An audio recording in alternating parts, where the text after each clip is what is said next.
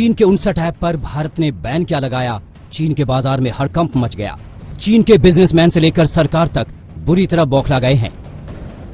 App पर ban को लेकर ड्रैगन ने अब भारत को इंटरनेशनल नियमों का हवाला दिया है। The Chinese government always asks the Chinese businesses to abide by international rules and local laws and regulations in their business cooperation with foreign countries.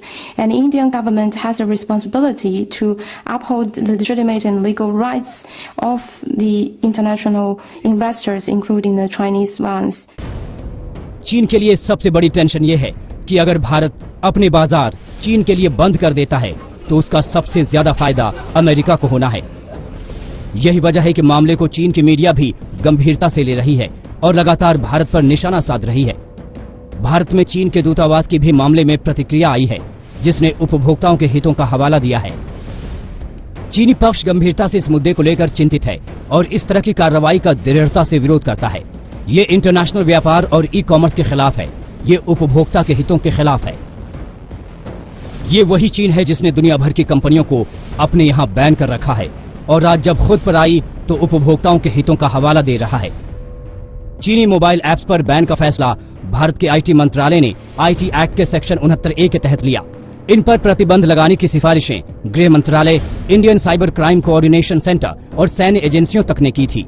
देखिए, करोड़ों भारतवासी हैं जो इस तरह के ऐप्स का इस्तेमाल करते हैं और बिना सोचे समझे इन ऐप्स को परमिशंस देते हैं।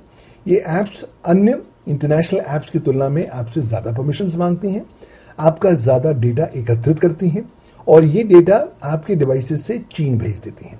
तो इस डेटा को एकत्रित करना और इसका विश्लेषण आर्टिफिशियल इंटेलिजेंस या ब्लॉकचेन या फिर बिग डेटा के माध्यम से करना बहुत आसान है और इनसे बहुत से ऐसे संगीन पहलू निकल कर आ सकते हैं जिसका दुरुपयोग भारत के बरखिलाफ किया जा सकता है। चीन पर इल्जाम काफी गंभीर है क्योंकि भारतीय सुरक्षा एजेंसियों ने चाइनीज ऐप की एक लिस्ट तैयार कर केंद्र सरकार से अपील की थी कि इनको बैन किया जाए क्योंकि इनके जरिए चीन भारतीय डेटा हैक कर सकता है। जो स्टूडेंट्स हैं, जो प्रोफेशनल्स हैं, उनके लिए चैलेंज है कि इसी किस्म के जल्दी से जल्दी नए ऐप पैदा करें, क्रिएट करें इंडिया में और क्रिएट करने के बाद उसको इंडिया में इस्तेमाल करें ताकि हमारा डाटा हमारे पास रहे, हमारी सिक्योरिटी बिल्कुल टाइट रहे और चीन को फायदा ना हो। चीन के खिलाफ इस फैसले का समर्थन ममता बनर्जी ने भी किया है। हालांकि दीदी का कहना है कि सरकार को और कड़े कदम उठाने चाहिए।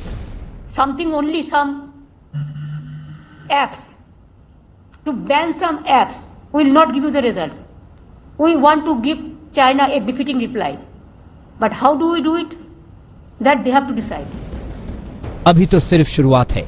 अभी चीन को और भी कई झटके लगने वाले हैं जिसकी तैयारी भारत सरकार कर रही है।